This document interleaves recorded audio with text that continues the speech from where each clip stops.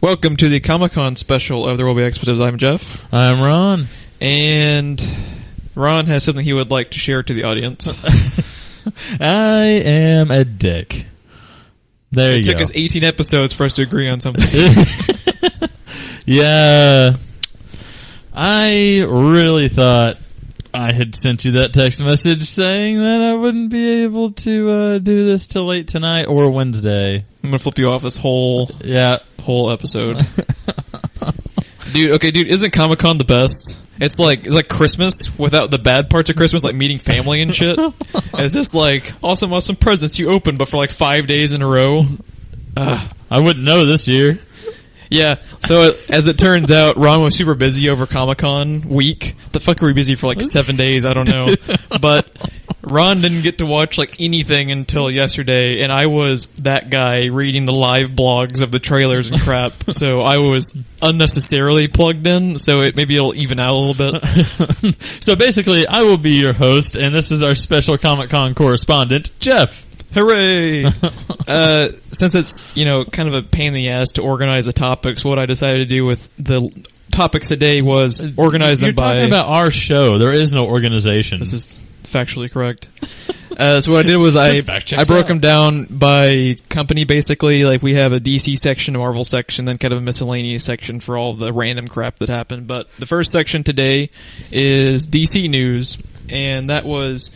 At the Warner Brothers press conference, one of the first things they announced once they got to the DC portion of it, after they got through with Man with Uncle, which is also a cool trailer you should watch at some point. I bet. It sounds cool. And that was the first DC news. Green Lantern is officially going to be titled Green Lantern Corps. That's cool. The rumors that we had talked about before ended up being correct, and hell yeah. Still any word on who's playing Green Lantern? Now... That was a speculation that didn't pan out, because a lot of people were thinking Chris Pine is going to be announced as Hal Jordan. But I think what this might show is maybe they're not sure how they want to go about doing the Corps, because, it's kind of vague. Yeah. Technically Green Lantern Corps could just be this movie's all about Jon Stewart and Hal Jordan. It could be more literally about the Corps, and take place all in space. So maybe they're... Because I think this is the... last movie on their agenda block, if you've seen like their gigantic ass schedule for the next few years. I think this was tentatively slated for 2020. So we got a while. I'm hoping though that it is Jon Stewart, at least in a big capacity, if not kind of the lead, because it's smart.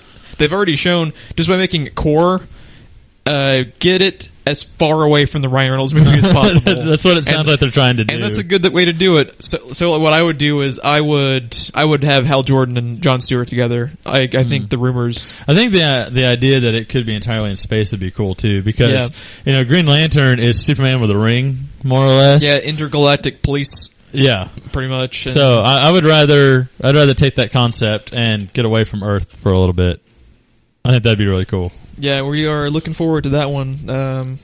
Hopefully they're able to pull their head out of their asses and cast Idris Elba, for fuck's sake, as Jon Stewart, since he's been saying... The guy already said he wants to do it. Let him do it. I mean, you can't ask for anyone better, and he wants it. He's going to knock it out of the park. He totally would. I mean, he is up there in age, but who gives a shit? Like, I think he's in his late 40s. He looks like he's like, late 30s. Like, he's in great shape. He looks mid to late 30s. He kind of looks like Jon Stewart from the Justice League cartoon. Yeah. I mean, I get that they're drawn kind of vague, but I mean... They should have already casted him if he is publicly saying, make me a Green Lantern. 5 minutes at most should have passed from the time he said that to his cell phone ringing. Yeah, totally agree. And the next thing they showed at the Warner Brothers panel was... dropped a little mindfuck on everybody, and that was the Suicide Squad trailer. And this is the first time to be fair, we've already seen half the movie from the set photos, but this is the first time they actually took the photos and merged them together. They're taking the Suicide Squad web series and making it into a movie? I know, it's fucking crazy, right? They're just overzealous with the Suicide Squad. But what were your opening impressions on it?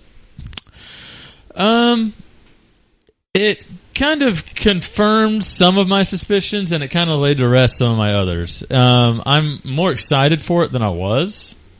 a little bit, but because like what I've seen in the set photos and everything, it just literally looked like backstage at like an 80s pop concert. Some of their costumes look terrible. Yeah. I really don't like their look of Katana.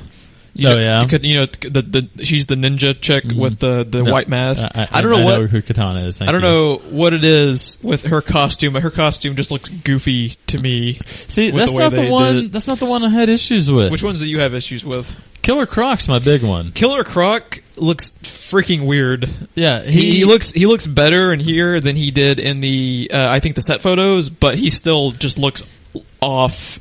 Yeah, he looks like one of the I don't remember what you call him, like in the 50s or whatever, but he looks like just one of the jocks from like Grease went out and got a rubber mask, like the way his costume is designed. Oh, the greasers? Is that what you're thinking? Yeah, not necessarily the greasers, but what's the athletic ones that always wear the jacket with like the letter on the side or whatever? Oh, with the Letterman jackets? Yeah. It looks like one of them just went out and got a rubber mask is what it kind of looks like to me. And in those original photos, his head was like twice the size that it should be. So they have intentionally gone out of their way to make so much shit look weird in Suicide Squad. Yeah, they have. Where is that air? Like, why is that? I wonder. I really don't know. Okay, this was one thing I wanted to bring up that has been very strange to me, because this is a shared universe with Batman vs. Superman, which we'll talk about later. Everything in Batman vs. Superman is almost like directly from the page. Yes. Literally, the Batman costume is the Dark Knight Returns costume. Yes. And you go to Suicide Squad, and everyone has a Hot Topic version done, and it's very strange. Like, Killer Croc looks weird. And Enchantress, who I'm not super familiar with, but she's almost like Poison Ivy looking, like she's got like stuff growing off of her. What's your thing with Katana's costume? Is it the half mask instead of the full mask? I think what it is hers. It's like the T-Mobile girl found red.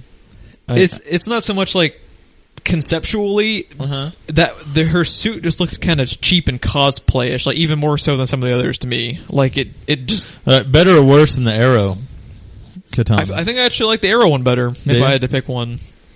Which, I'm not saying I didn't like the Arrow one. It was kind of like an Arkham take on Katana. So, but I was just curious. But I mean, to me, compared to some of them, I think Katana's got it better. I don't think she's the worst. I think Killer Croc's the worst. If I had.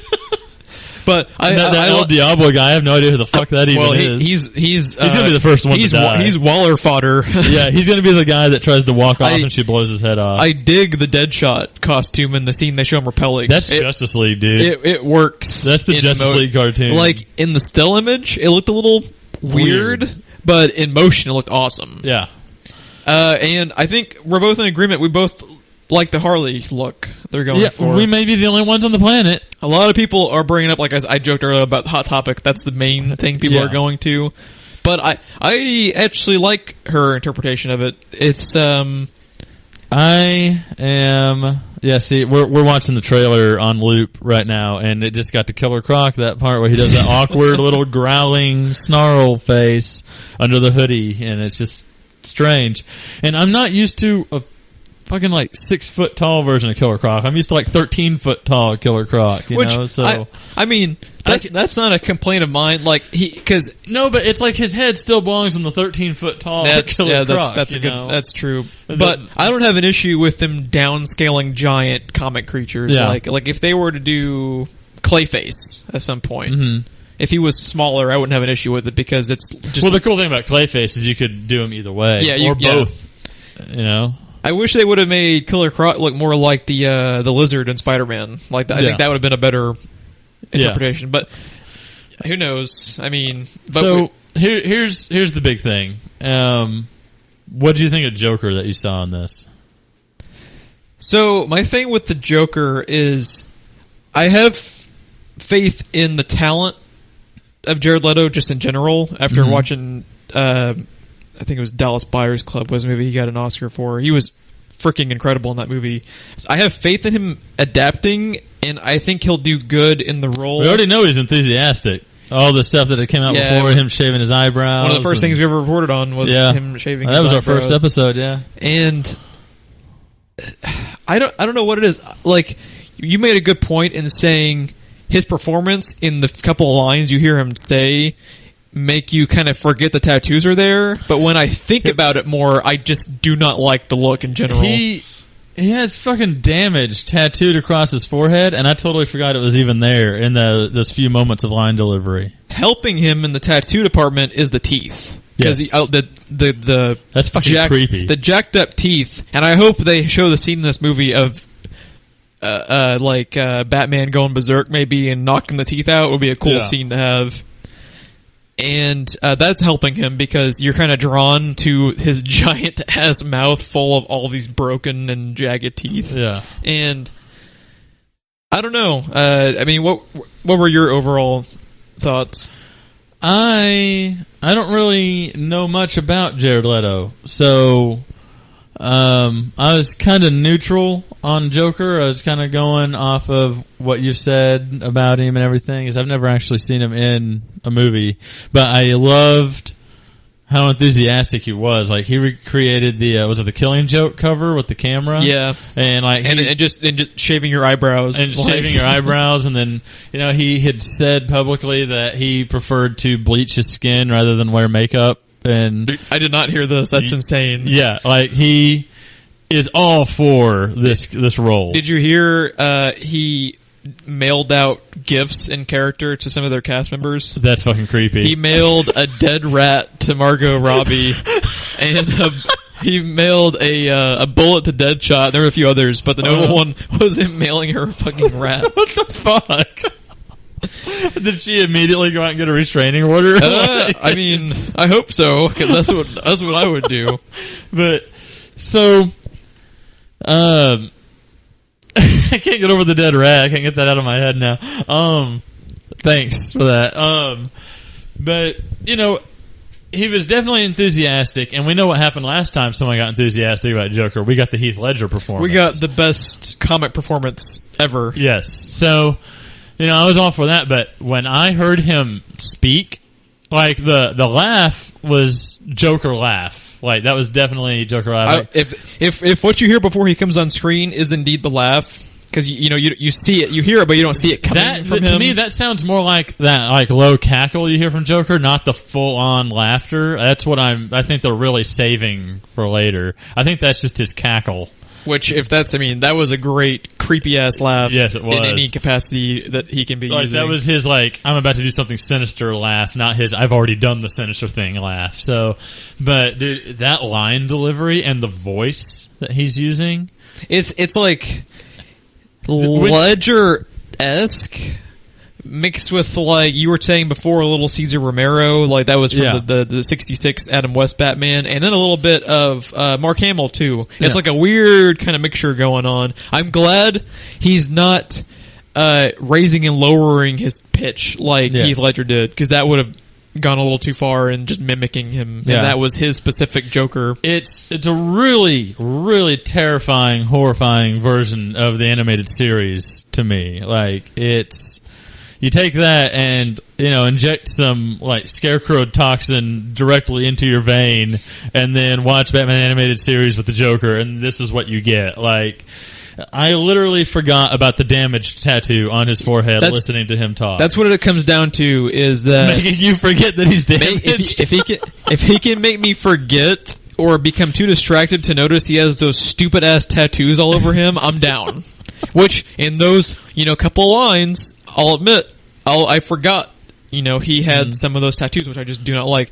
Another thing is he's shirtless. Yeah. Which I hope he's not shirtless throughout 90% of the movie, because that's just not very Joker to me. No, I feel like that may just be, like, at the asylum, or in that one scene that we see with the electrodes maybe, or something. I don't feel like it's going to be through the whole thing. Yeah, because you do see him, technically the very first time they show him in a brief glimpse on the side of the screen, you see him in a jacket, which is fine. I dig the crushed purple jacket too. Yeah, and I dig the purple gloves. He's got like the cheap rubber gloves. We haven't seen that since, like, Batman '89, right? The purple gloves?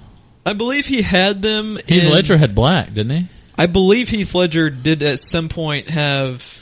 I think he went gloved on and gloved off kind of throughout the movie, but I believe at one point he did have purple gloves. I could be mistaken. Was it the scene at the fundraiser when he throws the female version of Jake Gyllenhaal, Maggie Gyllenhaal, out of the window?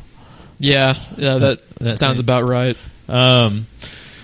But yeah, so there's a scene in the trailer though that we thought was interesting. If you pay real close attention, we had to pause it when the scene came up, just to look at it. In fact, I'm going to. It's somewhere right in this. Oh God, Killer Croc, just stop. That's something we talk about real quick that we just saw was when they're doing it looks like a heist. One of them has a Batman mask. That's an awesome little Gotham pull. City imposters right there. I'm telling you. Let's see. And the scene you're referring to was when they show for a brief second the person he has tied up and who he's talking to. Yes, because it's the trailer. The scenes are all jumbled, but you can tell by looking at it that it's the same scene most likely. But the scene at the end, he has the electrodes and he says, "I'm not going to kill you. I'm just going to hurt you real bad," or something like that. The earlier in the trailer, it shows the person that is strapped down and has the piece of leather through their mouth before he's getting ready to do the electroshock therapy to the temples. And it looks like Harleen Quinzel, inferring that she's pre-Harley Quinn. Which, through their web series of photos, they did have one image of her as Harleen Quinzel, like you were talking about, having a gun pulled on him, way before she's Harley, as we know her. So, which was a good pull by you, because I didn't even catch that it was supposed to be Harley, because I never freeze framed it. See, but every once in a while I do my fucking job on this podcast. Well, it's a good thing, since you didn't actually follow any of the con, that you helped out in this situation. But yeah, she's got, obviously it's a girl, she has long blonde hair, and she's in like a nurse's type outfit. She has like the white lab and the coat. Glasses. And the glasses. Usually when they have Harley, pre-Harley, she's wearing glasses. And I really feel like it's that scene from Batman Beyond Return of the Joker when it shows the torture scene when he turns young Robin into young Joker. And I really feel like that's what they're going to do with Harley's background, rather than her just immediately like falling in love with him and following him. It makes a little bit more sense if you think about it, that he just tortured her until she's fucking crazy. And the guy writing this, David Ayer, is historically known for, writing dark characters. Yeah. Like, he even made, Denzel Washington into one of the most famous villains of the past couple decades, in Training Day. Mm-hmm. Like, he's, the biggest strength they have going for the Joker is not only is Jared Leto a really good actor, but he is a good writer, too. I think he's never done anything comic related, but I get the impression, from what we've seen, maybe some of the looks might not be what we expect or like, but it looks like, from what the little we've seen, the characters might be done right, which that's the most important thing, Like, we're talking about Heath Ledger. Heath Ledger's Joker was something we've seen before, but we don't care because of the performance. Right. And because, some of it was a logical change. Could you imagine the backlash if that performance had failed? Like, because, that was a Joker that had never existed before. Could you imagine the backlash of that performance was not what it was? Yeah, it would not have. It's people. If he, in the hypothetical context you're talking about, if he had still died, I don't think it would have been as bad. But if he assuming he hadn't died, dude, he was going to have a whole new career. He would have been immediately A-list for life. Yes, off of that one performance. And if that performance didn't go well, he never would have worked again. People. You don't dick with Batman and the Joker. Those are two of the ones that, like, when you fuck up, like Val Kilmer. Val Kilmer hasn't done anything since Batman Forever. But he was not Batman Forever. The other thing I want to point out about this scene with her strapped down about to get electroshock therapy from the Joker is, if they do the assault on Arkham thing where, remember, Harley more or less hated the Joker in that movie? Mm-hmm. If they're doing that version of Harley on Suicide Squad where she has a vendetta at all against Joker, this would be a good reason why, too, right here. This would be both fulfilling why she went crazy and why she wouldn't like Joker. Yeah, and they could almost make her like bipolar. Like, at some point, she's fully, in love with him and obsessed with him, and then she kind of snaps out of it, and she's like, she's pulling a gun on him. Yeah, like in the one scene. She's dealing with like Harley versus Harleen inside her own head. Which very, which they kind of did in Arkham Knight, in Arkham Knight a little bit with that DLC. And I'm just going to say this now, between this one and the one we're going to talk about later, bravo DC with making trailers that you can sit down and break down for 30 minutes with little bitty clues. That's typical of Marvel, not DC. That's not even, I think they've done more than even Marvel usually does. Probably. Because when you think about it, Marvel always has good trailers, but you can't break them down and go detail to detail like you can with these two. Like, there's a lot of subtext to these that I don't get from, because let's say the Winter Soldier trailer, for instance, was an awesome trailer. Can you remember it as far as what you'd break down? I can't remember it at all. I remember seeing Falcon fly around for a little bit. That's the thing that blew me away. The closest thing they've gotten to was probably Ultron. Yeah. But for, the solo movies... The reason I remember Ultron, though, is because the tone in the trailer was completely different from the tone in the movie. That's why Ultron sticks out of my head, because I was terrified of the Ultron trailer. Yeah, and then it didn't end up, unfortunately, panning out. Unfortunately. But it's... I really like this trailer. I think it's showing a lot of potential in the movie. Maybe Killer Croc will be one of the first to die. Look at the reservations I was talking about earlier do still have to do with some of the costume design and the fact that while it's a good trailer, we still haven't seen shit. Like, we've seen all kinds of shit on the internet. We have seen all kinds of stuff in this trailer, but we still haven't seen anything. You know what I mean? We've seen a lot of images of them walking around looking cool. So... and in the case of Killer Croc, not so much looking cool. So, and like you were saying earlier about like the Assault on Arkham parallel, if Joker is a target, totally works again. Yes. With Harley wanting to... I feel like anyone that plans to see Suicide Squad needs to watch Assault on Arkham and Fury. I feel like it's going to be very heavy, the two of those. Also, Training Day. Just because Training Day is a great movie. Yeah. Has nothing to do with this. Just watch the movie. It's a good fucking movie. It was a good movie. One thing we did forget to talk about was they have a scene at the beginning with Waller. And is it Viola Davis? Is that the actress's name? And she's going to be amazing as Waller. Yes, no doubt. Just from that scene, she's got the menace to her that's, not kind of, so much menace, just cold and calculating. Yeah, I was going to say it's like subdued. Yes. Where... when you're talking to her, you wouldn't be surprised if she kind of just knifed you across the table. Like, she has that kind of look to her, like, fuck off mentality. Yeah, instead of, oh god, I'm knifed, it'd be like, oh, well, there it is, I've been waiting for that this whole dinner, and then you fall over dead. So, yeah, a lot of good, a lot of unknown. Really hoping Leto performs his ass off to make me forget about that stupid ass goddamn damage tattoo. I have a feeling, and you know how, like you said before we even started recording, I'm always the optimist. I actually am looking pretty forward to seeing Joker in this. So this escalated your excitement for this movie. Yes, the Joker's what I was worried about the most. Like you said, you do not fuck with Batman or Joker, and I was like, I've got fucking Batfleck, and I've got, is it 30 Seconds to Mars? I got 30 Seconds to Joker on here, and I don't know about this. And Joker was also the thing I was most concerned about. And then I saw the tattoos. I was like, oh, fuck. And then they had a perfect opportunity to get rid of the tattoos when everyone hated the tattoos. Yep. And they were like, we're doing tattoos. No, we're too far invested into our web series. But, yeah, no, I am pretty looking forward to the Joker. Yeah, it's one of those... And Harley Quinn. I think while people are bitching about the costume, I think Harley Quinn's going to be spot on, and I think it's also going to help that this is her first live action performance, so there's nothing you can compare her to. Yeah. So as long as they nail the character, then I think Harley Quinn is going to be golden. And from what I have seen, like, they're still very careful about showing you Harley.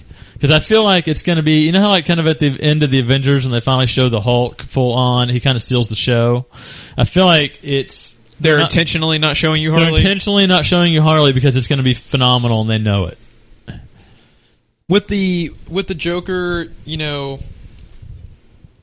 it's almost like that train wreck mentality. Yeah. Like, for good or bad, I'm excited to find out how they're doing it, you know. So I'm really looking forward to this movie. I just know that at the end of this trailer, when he's looking over you with the electrodes talking, is forever going to haunt my nightmares. With the way he looks, his facial expressions, the way what he says it, and the way he says it. Great lines written for him. Yeah. Oh yeah. And you know, we'll see. This comes out August of next year. So, and here's another little small detail I want to point out from this trailer that I love. In a lot of the Batman novels, and I assume in the comics, and then you see some in like the animated series and stuff like that, certain villains have very special, very particular prison cells that hold them. Like in, I want to say it's Fear itself. Joker and Crane both have very specialized prison cells that they have to wear certain clothes that react to chemical agents because they both use chemical weapons. And there's a double door system, and the two doors are not open at the same time. So first door opens, guard goes in, door closes, puts food down, that door reopens, guard leaves, comes down, second door opens, they get their food. And their silverware and everything like biodegrades inside the cell. They have X amount of time to eat it out of before it just goes all over the place because no one wants to be anywhere fucking near Joker and Crane. They have special ventilations. Like they have this crazy cell that holds them, right? So the first time you see Harley in this trailer, she's in the middle of a fucking cage, in the middle of an empty room, surrounded by a barbed wire fence, and no one can get anywhere fucking near her. And I love the idea of that everyone is so fucking terrified of Harley that, I mean, even, it shows Viola Davis walking in like a catwalk, and there's a chain link fence between that room and the edge of the catwalk still. Like, they're just so terrified of Harley Quinn that she is completely locked away and the key thrown away. Yeah, it's cool. One of the cool things about this one and the trailer we're going to talk about next is there's a whole lot of history that is implied but not shown. Yes. Which is refreshing compared to, and one of the things that is dangerous for these DC movies but also exciting is that we don't have to sit through, 10 origin movies. Yes, that can either really hurt them or be really awesome. Yeah, because when you see, like, implied history... Here, watch the beginning of this. Let's loop him back around. Look at this prison. I know you've seen it a few times, but now that I've pointed it out, I want you to look at this prison cell when it shows it. Of the Harley Quinn one? Yeah, because this is... Yeah, right here. It's pretty intense. This is fucking phenomenal. Like, this is something we haven't really ever seen. And it's something that you always see, like I said, in comics, books, the animated stuff, but... in anything live action or whatever, it's just a prison cell usually. Now look at all the gates that they're going through. Yeah, they go through like 5 gates just to get to the prisoner part of it. And then I think it's right here. Look at that. So, huge fucking room. There's another gate. Yet again, they're going through. Everyone has a machine gun. Everyone has a machine gun. Look how many guards there are. Huge fence, barbed wire at the top, and then a little cage in the middle of that. She's doing her gymnastics thing, which I really like the reference to that. We should be seeing some awesome choreography from her, I hope. And then it's going to show Viola Davis here. I think it's after Deadshot. No, more gymnastics. Killer Croc, yeah. Hannibal. Here we go. Catwalk, and there's still a chain link fence between her and the catwalk. Yeah, that's like they're fucking more terrified of her than they are Killer Croc. They have him on a dolly walking around. But then they have Harley behind like 5 chain link fences. Yeah. So fucking phenomenal. I think that we're going to see great things from this, Jeff. I'm hoping. I like the director / writer because he's doing both for this movie a lot. He's one of my favorites currently going. So we'll see. It's August next year, so unfortunately we have to wait a freaking year, but next year, good God. Yeah, we thought this year was going to be good. This year turned out to be kind of shitty. Next year is loaded with, just talking superhero movies. Yeah. But yeah, we're going to move on to the next thing they showed, and it was their big mic drop moment. Oh my God. They dropped one of the best trailers I've seen in a long time. This one and the Star Wars trailers, the Star Wars second one they released a few months back. have been like the most excited I've been about movie trailers in quite some time. But here is one thing I want to talk about with the Batman vs Superman trailer, and that is it opens up. You see Superman, going into the government office to talk to them, basically saying like they're going to end up. It's like a senatorial hearing. Yeah, it's him with the Senate. They're blaming him for the Man of Steel destruction, and that is more intellectual Superman story-wise than we've ever gotten. Because every other freaking Superman movie before Thank you, Superman, you saved us. Every other Superman movie before Man of Steel, it came down to a freaking Lex Luthor real estate scheme. Yeah, basically. Every time. And then now... Land's the one thing they're not making anymore. And we were on record as liking Man of Steel but not being big Superman fans. It's cool actually seeing like an intellectual Superman script going. Yes. Because usually, like you said, it's... bullshit, everyone loves them. Fly around, pick this up, fly around, carry this over here, fly around, throw this thing over here, talk to Lex, kryptonite, and then save the day. And then, thank you, Superman, you saved us. Let's forget about you could annihilate our planet at any moment if you chose to. But yeah, if you'll go back to the beginning of the trailer too, I want to point something out. It'll loop back. There you go. The first time they show Ben Affleck is one of my favorite scenes in the trailer because they're showing the Zod Superman battle. Yes. And a skyscraper or two is falling. He is out of costume. Everyone else is running away from the chaos. He is running towards it. That is fucking Batman right there. That is more Batman than Dark Knight Rises. And it takes about 3 seconds of screen time. That right there, that's fucking awesome. They...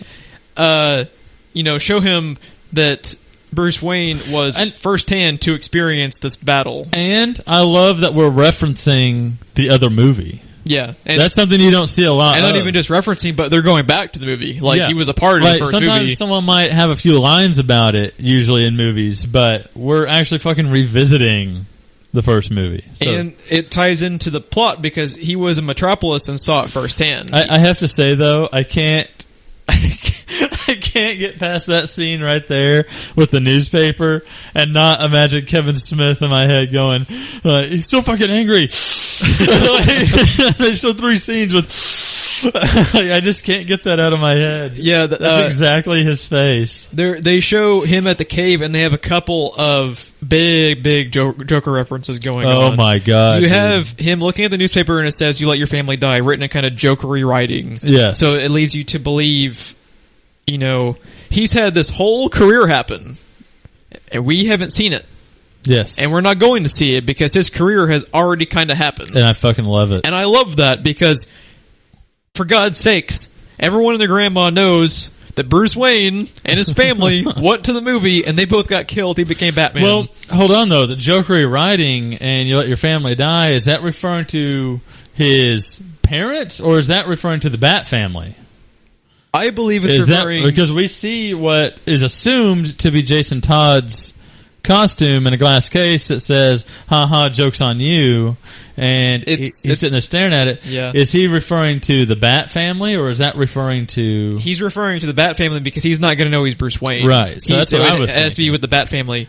And of course, for Bruce Wayne, it's a double play. Yeah, for him, it works. It's just, from the Joker writing it. Which, by the way, talking about the family being murdered in the alleyway, this scene right here, how much do you want to bet that's a dream sequence? Like, he wakes up from that as his parents are being taken into the moratorium. Which is how it should be done. Yeah. Yeah. I feel like that's like, the screen's gonna go black at some point, and then you're gonna see them get murdered, and it's at the funeral, and then he wakes up, and there's like Alfred in the room with his breakfast or something like that. And that you were talking about how they show what's presumed to be the Jason Todd suit. Yes. That was the big, my mind was blown because I wasn't even, I assumed obviously because his career has to have already been happening. Like he mentions he's been working for 20 years at this. Yeah. So for them to just blatantly in the first big trailer, oh yeah, the Jason Todd thing, we presume it's Jason Todd, totally happened. Yeah. That's awesome. See, you made the point that it could possibly be Dick Grayson even. Your Nightwing is never going to happen in live action if that's the Dick Grayson suit. Which, it could be Dick Grayson, it could be Jason Todd, it could be Tim Drake. You have no freaking clue what they're doing. All they show is that it's a Robin suit. I worry that it could be Tim Drake just because of the staff, but I hope it's Jason Todd for a couple of reasons. One, I would really love to see a hooded Tim Drake kicking ass. Two, the Batman that was announced for 2018? I think 2019, something like that. You brought up the point that there's a very slim chance that if we had a Jason Todd reference here, that we might be getting a live action Under the Hood. Under the Red Hood. If they did a Red Hood movie, I'm all over that shit, because that would be, I mean, I get that we've had the animated movie, we've had Under the Red Hood, the game, spoilers for Arkham Knight, but, I would love to see in live action. Really cool. Because that's probably my favorite Batman animated movie from, the cinematic universe, or the animated universe. The animated universe. It's also, one thing that's kind of interesting too is, he picks up the newspaper, yes, and it says, "You let your family die." They have established he's been doing this shit for 20 years, and he's kind of going over the edge a little bit because he's let the mansion fall into disarray, hasn't repaired it. Dude, did you see that mansion? Yeah, the mansion's fucked. It's like Flashpoint Paradox Mansion. So one thing was that made me kind of theorize about it is, what if what he's seeing on the paper with, like, "You let your family die," what if that's in his head? Or what if what you're seeing written... I like that. What if you're seeing written on the Robin costume is also in his head? I like that. If he's so damaged, he's seeing Joker shit written where he goes. Another thing that kind of alludes to that he's like at the edge, about to be pushed over, is in the scene in the Batcave when he's talking to Alfred, and he says, like, 20 years in Gotham City, how many good people have you seen? How many are left? How many stayed good? How many stayed good? I mean, he's got to be including himself in that count as well. Yeah. And the Alfred line, what turns good men cruel, directly talking about Batman. Yes. And I just thought, that's how it starts, the fever. Yeah. They have great fucking lines in these trailers. Do. Great casting picking Jeffrey Dean Morgan for Thomas Wayne, by the way. Yes. Even if it's only going to be hopefully for like 20 seconds of dream sequence, great casting in the brief time you do see him. But I would really love if they ever bring a live action Deathstroke in. I think he would be awesome. Oh yeah. By the way, that's Slade Wilson. Very, very good choice. We got our first Kryptonite reference. That's worth mentioning. And we got our first. They've shown images of Wonder Woman, but we actually saw her a little bit in action. Yes. And we apparently we don't like anything in DC that's not Batman, because we're both not big Wonder Woman fans either. But we're both pretty excited to see how they portray her in this. Because I cannot wait to see what they do with Wonder Woman. Wonder Woman to me is always kind of boring, is my problem with her. And her costume, I get that we're talking, superheroes here, but generally speaking, for me, even in the animated stuff, her costume's kind of outlandish. But the fucking costume works for some reason in the live action version. I don't know what it is. Brilliant job by whoever was making the costumes, because like you said, that we talked about last time, that costume has no business working in real life. Yes. And she sells it. And another thing that I like about Gal Gadot being cast is, I'm going to forever butcher her name, but that's as far as I know, that's how you say it. To me, Henry Cavill is as buff as I ever want Superman. In fact, that's almost a little too buff for me. Are we getting into Kyle Reese territory again? Yeah, we're getting into Kyle Reese territory.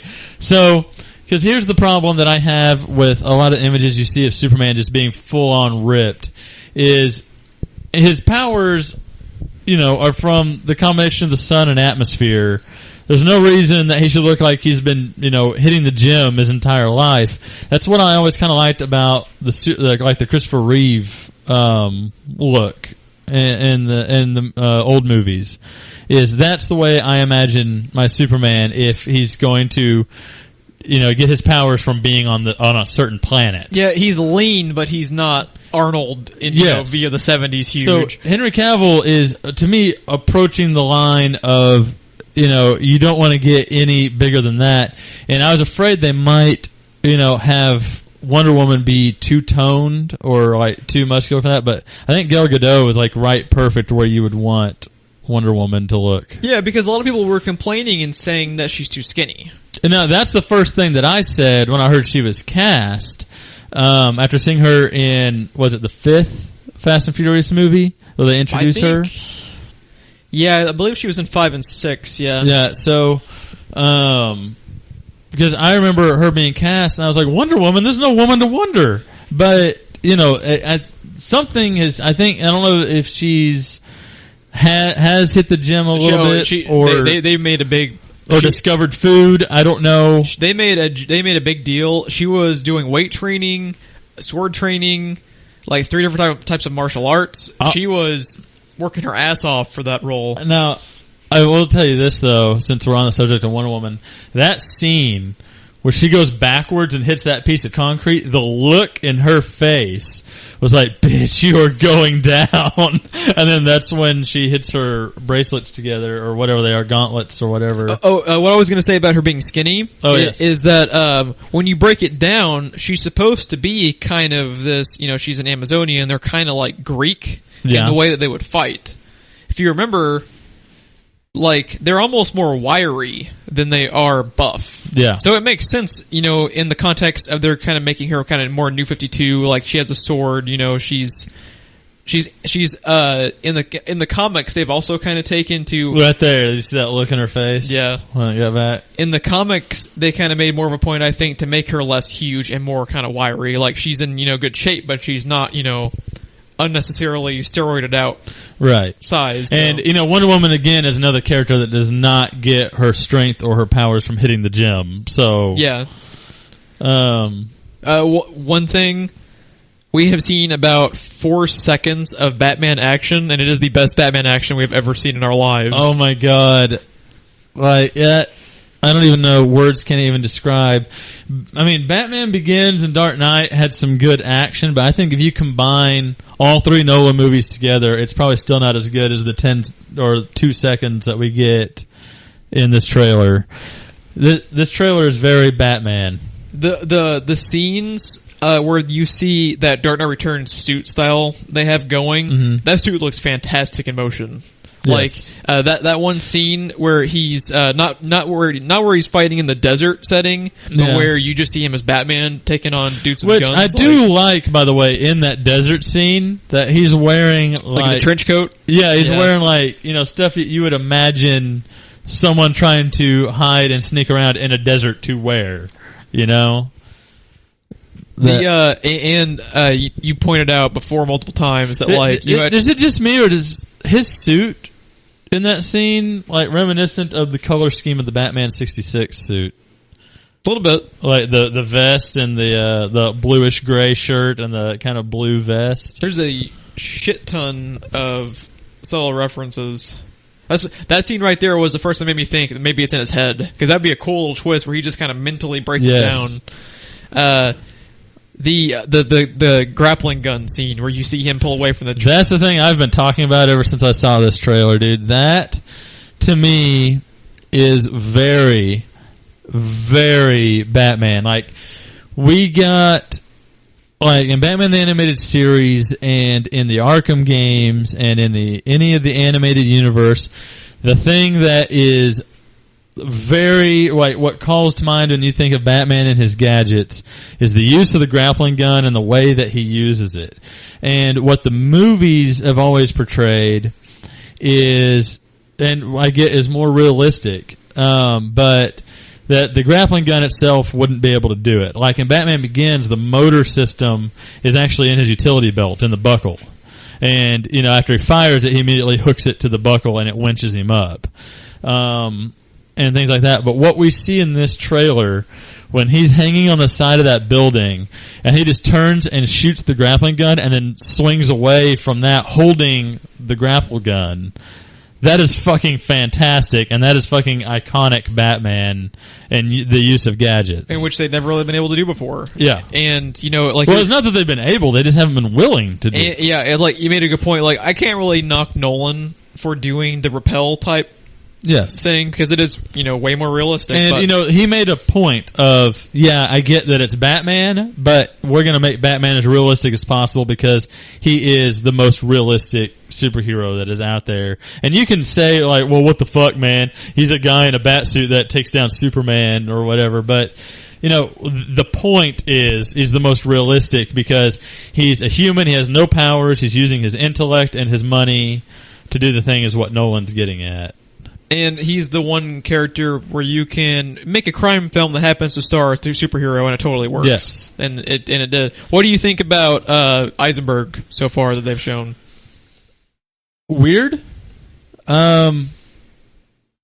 Not really digging it, but not against it. Yeah, kind of. You want to see what happens. I'm cautious. I really like the line delivery. Yeah, he has more it's really. Nothing against Eisenberg. It's the hair. It's the hair. Actually, I'm not going off on a looks tangent this time. It's the personality. I'm used to I prefer my looks looking like L'Oreal commercial, and he's just not doing it for me. Hair club for men, Lex. That's the one that I want. No, I'm used to my Lex being like Justice League cartoon or like Gene Hackman. Is kind of what I'm used to, and this is a very different take for me. What they're doing and can work is. And they made it apparent with the casting of Eisenberg. Yeah. Because typically what you're talking about, most of the time Lex is the suave, two-faced, in the comics he's president at one point. He's that suave. You even get, freaking elected as president. And then with this version is the other version where he is the behind-the-scenes, shady as fuck, R&D development prick, pretty much. That's what they're going for with here, which can work, and Eisenberg can do that really, really well because The Social Network is basically that character. I still haven't seen that. He's very good in it. He, I might end up watching it just for him and Andrew Garfield. Yeah, really, really good performances in that one. Because as far as the story goes, I have no interest. I heard it was a good movie and everything, but I just had no interest. What they did was they kind of made up a story about it. Because, there wasn't really much there. It was the fucking invention of Facebook. What the hell are you going to talk about? Yeah. For a 2-hour movie, but it's a good movie. But they're doing that, I think, that type of Lex with him, which is, maybe we might have rather seen, the suave Lex. Yeah. But that one can work, too. The Smallville one was more like that. And it worked out pretty well for that one. Like I said, I'm cautious. I'm not really... digging it because it's not what I'm used to or not what I think of when I think of Lex, but I'm not against it. Lex isn't a character that I'm really attached to either way. You're more willing to accept a new version of Lex. Than I would be, say, a fucking tattooed Joker. Exactly. And I felt a lot better after they released a pic of him bald, and he looks 10 times more intimidating than Eisenberg should. What the hell happens with all that hair? How does he go bald? Is it the kryptonite poisoning him like in Justice League? Usually it's something related to Superman that makes him bald. In Smallville, he just tears all his fucking hair out because Superman keeps destroying his plans. In Smallville, it was actually... Superman caught the missiles, dude. Flew them up into space. In Smallville, it wasn't a single asteroid type thing. Mm-hmm. It was Superman fell as part of a meteor shower type thing. I can't believe that I mentioned Gene Hackman and didn't even think Kevin Spacey. Who was much better as Lex. At the time... Yeah, he was fine. Who are you going to get? He was good. But just, if you're comparing the two, I liked Kevin Spacey better. But, yeah. In Smallville, it's actually the same meteor shower that Clark lands that made Lex bald because he's hit by part of the, I think, radiation from one of the meteorites in the same meteor shower that makes him bald. So usually it'll be something, because since they didn't just make him bald, it has to be a plot moment, right, to make it bald. One of my favorite plots in Justice League was that he had cancer and was dying from the piece of kryptonite that he always carried around. Because as it turns out, plot twist, it's also toxic to humans. It's just at a much slower rate.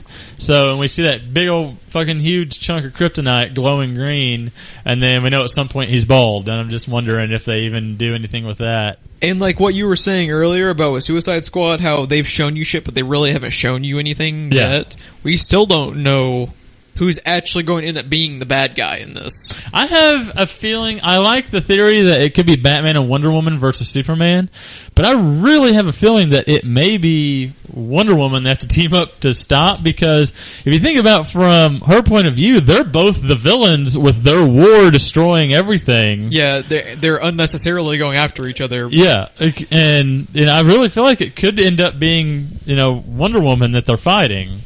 It would be a great way to introduce the Trinity. And it couldn't, and still, because what they've shown with either Lex, way works. Yeah, anybody as the villain in this pretty much works, and that's actually part of the strength of this movie so far. What we've seen is that everyone can kind of be looked at as the bad guy almost. Yeah, that you see. What I was going to say about Lex is he's kind of instigating the government against both of them, kind of, dicking them around. So Lex could end up being the main bad guy. I'm fine if Wonder Woman's the villain, if Superman's the villain, if Lex, like, they can all be the villain, and it still kind of works. It's almost kind of like a superhero movie, but a mystery film at the same time. You don't know what's going on with their plot just yet. Yeah. You also mentioned before off mic, you really liked some of Diane Lane's lines. Yes, yeah. I know that some people are kind of like shitting on Superman's parents, but I actually really like the line she has that, you can be their savior, or, you can be nothing to them. Like, you owe this planet nothing. And I really like that, because typically in anything Superman, what you get is, I have these powers, I must protect this planet. And, here, this movie is saying, obviously we know since he's Superman what choice he's going to make, but still, it's as if he has a choice. He can do whatever the fuck he wants. And, they're finally realizing in the world of Superman that he, as far as our planet is concerned, he's a fucking god and can do whatever the hell he wants, and there's nothing we can do about it. And he has a choice that he can make. And it also brings up one of the other really, really badass, this is fucking Batman moments, is when Affleck is saying that exact same thing. He's like, he has the power to destroy the human race. We have to destroy him. Yes. That's Batman. Yes. If Batman doesn't understand you or how you operate, he wants to take you down. Yes. Because Batman's whole thing is, it's the whole plot of how he has a contingency plan against every single Justice League member. Yeah. Because if he doesn't, understand your motives just yet, he's going to have a way to take your ass down, because that's just how he operates. He has to be 10 steps ahead of everybody. And generally he's 11. Yeah. So it's like, generally speaking. Except against Mirror Master, evidently. How awesome is that ending of the trailer, too? I know. When he just rips the canopy off of the destroyed Batmobile. And Batman stands up, 0 fucks given. Like, you scratched my paint. That cost $3 billion. Oh, I can't wait for that. I watched this trailer on probably. A reporter salary. No, that's one of the other really, really cool things is it's like Clark Kent versus Batman, because he's going after him in his newspaper articles, and it's Batman going after Superman. Such a brilliant trailer. Really, really well done. You still think the movie's gonna suck? My thing is, if the movie is 25% as good as this trailer, I'm going to love it. I am now on board with this movie. It's going to be cool, but I still think it's going to suck. I think there's going to be... I would give you this. It is the most Batman movie that we have ever seen. And it is the most comic book movie we've ever seen, to be honest. Even out of all the Marvel stuff. I think it's the most comic book movie. Yeah, to me, it's really cool to see Batman be a part of a comic book movie as opposed to a movie that happens to star Batman. And that's what pretty much all of them have felt like. And not just that, like even the Superman movies are always kind of like just a disaster movie, and he's the disaster relief. Like, he's FEMA, basically. And that's all it is. This, and we've never seen Wonder Woman before, really. I mean, we had a TV show way back when. But as far as movies are concerned and everything, we've never really seen Wonder Woman. So To me, this is the most comic book movie we've ever gotten, even out of the MCU. And I think it got kind of a bad rep going into this, that people started reacting to their first teaser trailer. It's like, well, all they're going to do is make it dark. Blah, blah, blah, blah, blah. You know, why can't it be light and fluffy like Marvel? You know, why can't they laugh and have a joke? Well, the reason behind that is because I think you got a bad reaction as far as just calling it dark. What I think you should call this movie instead of calling it dark is that, you know, it's deep. There's this movie with the fucking government being involved. Batman going after Superman. Clark Kent going after Batman. How is Lex instigating them? How does Wonder Woman fit in? There's a lot of subtext going on. It seems very complex. It's very complex. You know, we love the Marvel movies, but how many good villains have we seen in the Marvel Cinematic Universe? Loki. We've seen Loki. That's about it. And Kingpin in the Netflix show. Yes. Not even in the fucking movies. Well, it took them, like, what is there in Daredevil? 13 episodes? So they kind of hash out Kingpin. And this thing, we don't even know who the freaking villain is because it could be like 4 different people. That's interesting. I really hope we don't get something in a trailer that accidentally spoils that, because I really want to go in not knowing what the fuck is going on. Which, unfortunately, this comes out next May, I think, so we're probably going to get another 1 or 2 more. We're at least getting 1 more, maybe 2. Probably 2. Because I'm sure they're going to have one in front of Star Wars. You know what's going to happen is I'll probably watch 1 more and quit watching trailers for it. I don't know if I'll be able to stop watching. It's going to be difficult, but I really want to go in. Like right now, I like what I'm seeing, but I am confused as fuck. And that's how you should be after a trailer. That's how I want to go into the movie. The red capes are coming. They actually at the con had a whole display of his gadgets, Batman's gadgets. Oh, yes, and I actually have that up if we want to look at that real quick, because we don't ever fucking get gadgets. We have never got gadgets. You can make the argument we've seen a few tech toys, but these are fucking gadgets, dude. He's got an actual grappling gun that works like the grappling gun usually does. He's got some badass looking batarangs that he'll actually end up using, unlike the Nolan movies, because he doesn't use a batarang in like all of Dark Knight and Dark Knight Rises, like maybe once. Dude, that's his trusty weapon. That's his fallback. Always the batarang. That's his calling card. He's got like EMP grenades. He's got flashbangs. He's got a freaking like detective vision style goggle thing where we don't even really know what we're looking at. You notice that we don't have the utility belt hanging in these pictures. Yeah, I think they actually had it on the suit because they had the suit. They had the regular suit on display and the fuck off suit. The anti-Kryptonian suit. Yeah. Which I love the costumes that they've done for the movie. Yeah, the costumes that they've done. Look at the Wonder Woman costume. I cannot stop looking at that. That should not work the way that it does. And then to have the sword is really seals the deal to me because I think she's there's something about moving it from the waist to over the shoulder too that I don't know. It's very Zelda. I don't know. And one other thing people were bitching about, there's not enough color. There's much more color to see now than we originally saw. Yeah. So, yeah. You still think it's going to suck? My whole thing is, if it's a third as good as that trailer, I'm going to personally love it. I think this plot in this movie might have too much going on, might not end up working, but like you were saying, since it's the most Batman thing we've ever gotten, I'll be able to grab onto that. Yeah. I think I'm at least taking that. You'll be able to grapple onto that. You just can't. If only you people could see the facial expressions I get every episode. You son of a bitch. All right, well, I think we've been talking about this trailer for like 45 minutes. So we have. I want to bring up one last point while we're still looking at these pictures. 2 things about what I call the Iron Bat costume. The fuck off suit is so much cooler. I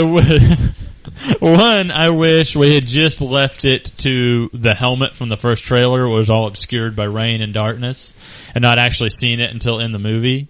But actually, them showing it in the trailer did put to rest one of my fears, because in The Dark Knight Returns, that suit is fucking huge, right? It's like Hulkbuster suit, and I didn't want to see that if they're going to do that. I wanted something more slimline, something more Batman, which is exactly what this is. You know, he's not a fucking gargantuan in this. He's not taking down Hulk. This actually looks like something Batman. When they were interviewing them, actually doing the Q&A at their panel, that was one of the things Ben Affleck said, because they asked him about the fuck off suit, and I can't help myself now. One of the fans asked him, you know, basically, what are the details you can give us about the suit? You know, all he said was, think of it as more a protective armor than offensive weaponry. Yeah. Which, like you were saying, the Hulkbuster thing, you know, obviously it helps support him, but a lot of it is kind of weaponry. This is purely defense. Yes. Which is, it makes more sense because he needs to be able to move. You know? Yeah, and like one of the issues that I had with the Kryptonian Buster suit that you have in Dark Knight Returns, it works great in an animated movie. But I would not want to see that in live action. It is bigger than what they've done in the movie, but it's not Hulkbuster size. No, it's not. But that's how it would appear. What it is it's not as like huge in size, but it's bulkier. This, like you were saying, is a little more streamlined. But yeah, we were talking about this movie for like 45 minutes. Well, we're still in DC and we've been podcasting for an hour now. Yeah, this is. So let's move on. Yeah. As difficult as it is. Next up, we've got some DC TV news to reveal, and that was the Arrow press conference opened up with a bang. They had a really, really cool way to open it up. They basically had Stephen Amell come out in character with a WWE moment, yelling at the crowd, getting them pumped up. And they have the big reveal by him, I'm Green Arrow. And the crowd went ape shit. Fucking finally. 4 seasons. See, now you're a little bit more attached to Green Arrow than I am. I've had no problem with him just being Arrow or, you know, them trying to make it different. I mean, really, to be truthful, he's been, you know, Green Batman. But that's true. 2 things, though. 1, I had to sit through 10 seasons of fucking Smallville of the Blur and the Red Blue Blur. I have 0 tolerance for their stupid-ass CW names. Yeah. 2, the Hood, or not the Hood, I think, wasn't that one of his names? He said like 5 names in that show. I think he was the Hood in season 1. Or was he the Vigilante and then the Hood? Or was he the Hood? I think he was the Hood, and then when they decided he was a good guy, he changed to the Arrow. That was my second thing. I think the Arrow is a stupid name. Really? I don't have a problem with the Arrow. I just think it's like calling Green Lantern the Lantern. I disagree. Like it. I think that is something the media might definitely do, or, you know, a nickname that police might come up with, which I think it was maybe Lance, if I remember right. I am more attached to it like you, but I just think even if I wasn't attached to it, I just think it doesn't sound the Arrow. It just doesn't sell it for me. I think if you want to put a realistic spin on it, I mean, yeah, they have the little green feathers on the end, but I mean, he just uses arrows. That's what they would pick up on. It's better than the Streak, which thank God they didn't spend 4 seasons of the Flash. That was the other thing. Flash was the Flash after 3 episodes. We had to go 3 seasons of Arrow of them dicking around. I was fine. The Atom actually has his name, and they can't even name. That's because no one gives a shit about the Atom. I'm just happy. I think. Well, we're arguing about a show we both hate at the moment because it was horseshit last season. God. So, if anything, mix it up. Do something different because what you were doing wasn't working. Period. Yeah. And that was the next point. In that, in addition to his new costume that he presented when he WWE'd out to the crowd, was that they intend to make the show a little lighter. And the reason behind that is The Flash was a huge success, while Arrow was going down the shitter. Yeah, but I don't think that's why. I think their shitty writing is why. It's because here's the thing. The Flash, to me, should be lighthearted.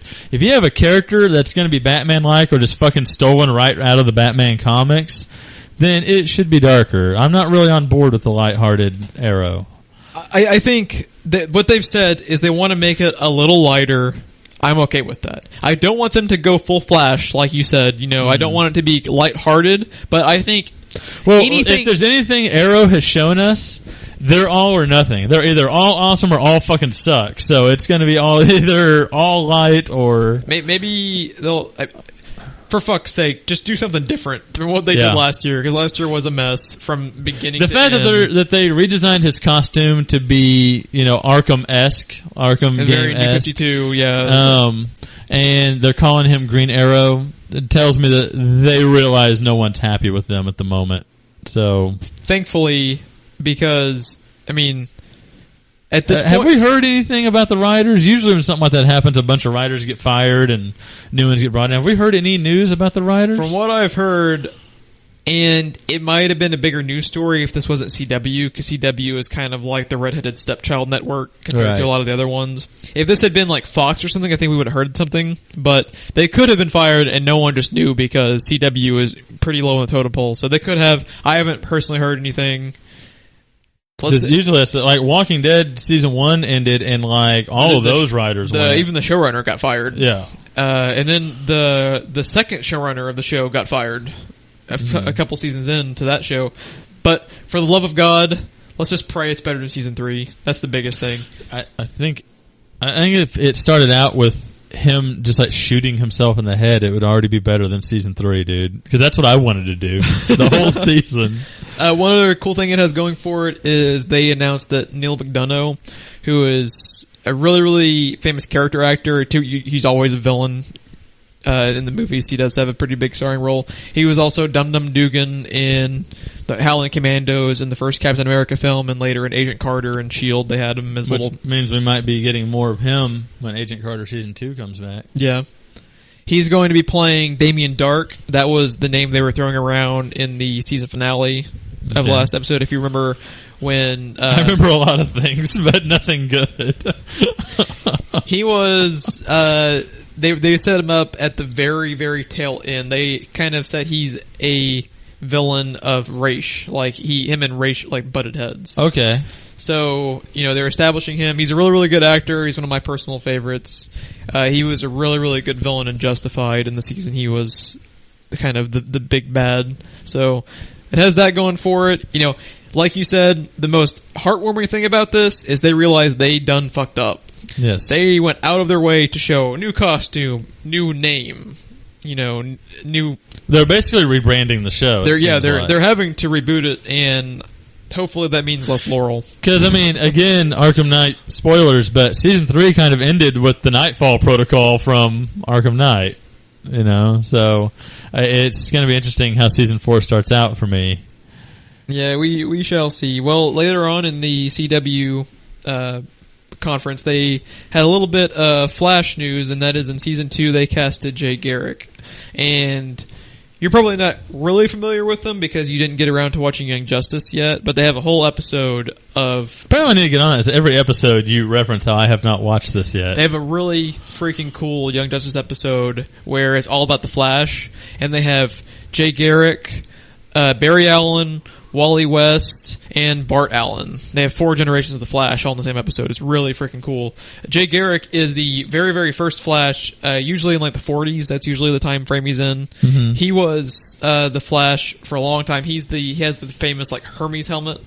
Which we saw in... Spoilers for the season 1 finale of Flash, when they're doing the time vortex shit, the helmet pops out of the vortex, and that was a big, if you're familiar with the character, big what the fuck moment. So he was cast for season 2. They had some other casting announcements that I didn't want to put on the show because I thought it was a pretty big spoiler. Yeah. So looking forward to Flash season 2. Unlike Arrow, Flash was amazing in the most previous season. Which I'm concerned about Flash season 2 because of that. They didn't burn out like Arrow. Yeah. At least they didn't kill off half their season cast 1 kind like of Arrow felt did. like this is the only shot we're ever going to get with this show. And go. And they burned through, I don't know how many villains. Like, it's... At least they didn't kill off half the cast like they've done with Arrow multiple times. Yeah. So it has that going And we for still it. haven't seen Mirror Master. I feel like that's going to be a big part of season 2. If they magically got Matt Smith as the Mirror Master. Oh my god. How fucking cool would that be? That's the end of the CW portion of it. We had one more DC news to talk about. This one that I'm excited about because I've never read it I've always wanted to. And Mark Hamill said when he retired the Joker voice back at the end of Arkham City that if they ever made this, he would come out of retirement to do it. And that is, they are finally going to do the Killing Joke as an animated DC film. And I haven't seen the actual concept. I like your note that was announced by Bruce Timm, too. Yeah, that is the next Bruce Timm one. So, that's exciting. I believe he might even be directing it, because that's been one he's been eyeing for a long, long time. That's going to be fucking amazing. I doubt it, I'm hoping they're able to make it R. I doubt that'll ever happen. Because they have a lot of really disturbing, not even just plot points, but just imagery in general that's really important to the story. And if they might be able, what they'll have to do is they'll have to kind of pull an Under the Red Hood with the Jason Todd stuff. The Jason Todd stuff is really dark, but they kind of have it happen off screen. They'll have to do that because there's a lot of... I'm not really concerned about it. Again, I don't know what all exactly is in there. I've never read it. I don't know anything about Killing Joke. But I don't want to spoil stuff for you, but there is some stuff that they can't do unless it's R, period. Right. And what I was going to say is I'm not really concerned about that because they're not going to be able to do R-rated. You already know. But, I mean, look at stuff like Batman the Animated Series was for kids, and look at some of the dark shit that they got away with in that. You know, Bruce Timm was part of that. So, I feel like, you know, it's not going to be like, they're going to find ways to do it and maintain like a PG-13 rating. Like Dark Knight. Dark Knight's very dark, and there's no blood. It's PG-13. Yeah. That's a film compared to an animated film, so it's a little bit different. But, I mean... I have faith in them. They've been wanting to do that one for a long time. I'm sure they'll get Mark Hamill back because when Mark Hamill is saying I want to do that for the Joker, they usually jump at the bit to get him attached. I remember the announcement that he was retiring it. He said if they ever do Killing Joke, I will come out of retirement for that. Because, you know, the whole thing was, it wasn't that he couldn't do the voice anymore, it's just, he thought Arkham City was a fantastic performance to go out on, and he said as he's getting older, it's getting harder for him to do that voice, so he wanted to just retire it while it was still on top and still memorable. But he said he would fucking come out of retirement to do this. So, I really hope that they get him. If they can't get him, Troy Baker, obviously, but, you know, I'm excited. Looking forward to it big time. All right, that's the end of the 4-hour-long DC portion of the show, and now we're going to move on to Marvel, and we're going to start. We're going to start lightning rounding some of this shit. I was just about to say we're going to lightning round the fuck out of this because it was Fantastic Four. Fantastic Four had a new trailer. It's better than the other ones, but it's still meh. It is very meh, dude. It's the article that I had called it action-packed. It's actually packed compared to the other ones that compared to the other ones, it is, but it's still just like, okay, now it doesn't help that this isn't the first trailer we saw, but you know, for how boring the other trailers are, but they have a lot of ground to make up for damn sure. Yes, but had I seen this one first, I might feel differently. But after seeing how meh the other trailers are, this one to me is just generic action movie trailer. Like, there's really nothing in it that I haven't ever seen before from other action movie trailers. We talked about this off mic, and I wanted to throw it in here because I think it's probably a fair assessment of it. Is that I think they went into making their first two trailers with the mindset that they had when they did Batman vs Superman in their teaser, and that is in Batman vs Superman. They can get away with just showing you images of characters because the images alone can make that's all that Batman vs. Superman trailer. It's just images of Batman, Superman, and Wonder Woman. Well, I mean, even the teaser, if you remember that before they really... Yeah. It was all, you know, just imagery. But to be fair, it had the, "Do you bleed?" That's, yeah, well... That's the most Batman line we've ever gotten. Sorry. I didn't mean to jump back. No, you're just talking about the trailer was actually good. It's understandable. But yeah, what I was saying, they can get away with that in Batman vs Superman. They can't do that in Fantastic Four because no one gives a flying fuck about the Fantastic Four. I'm sorry. Really, it's a shame we haven't gotten a good movie out of them because it's kind of an actually interesting property, but I feel like no one's ever done anything really good with it. Yeah. There's a lot of interesting things you can do with a rubber band guy and a fire guy and a rock guy and there is. A girl with force I would actually say I think the most interesting character in Fantastic Four is the Fantastic Four. It's Dr. Doom. They can make a really badass thing with Dr. Doom. They have yet to do. So I don't know. We don't want to spend too much time talking about this. There's been a lot of stuff like I don't remember if it's Secret War or what, but there's been a lot of stuff in Marvel that like Dr. Doom is the main guy over all the other villains. You know, I mean, one of the strongest villains they have is Dr. Doom. He is. Yeah, he's one of the. And if they end up doing that blogger thing, like, so help me God, when we do a review of that. But yeah, we're gonna move on to the next thing. And that is Deadpool, which was actually a fucking awesome trailer and got me even more excited for this movie than I already was. And that is... See, we're coming at this from two different angles because I am a gigantic Deadpool fan. You have no experience. Unfortunately, outside of the biggest clusterfuck I've ever seen is his representation. It wasn't that bad. You don't understand, Ron. No, you have no basis for it because this trailer you saw... that guy where he's funny and he's called the Merc with a mouth. What's they actually say? And they sewed his motherfucking mouth shut. But that was supposed to be a launching point for all those characters in it. That movie was. That's why I'm not saying I'm on board with it, but I don't think it's the clusterfuck that you think it is because that movie was meant to be a launching point for a lot of characters that was in it. That's why they shoehorned in and crammed in so many characters that they did.